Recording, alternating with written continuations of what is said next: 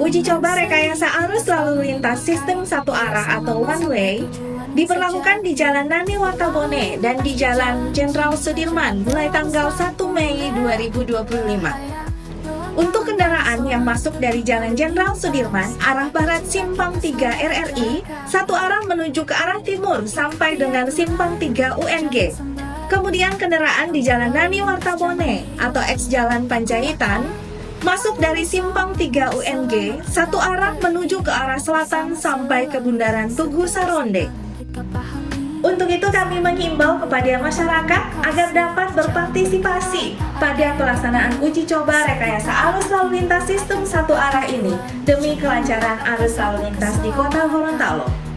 Tetap patuhi peraturan berlalu lintas dan selalu utamakan keselamatan di jalan raya.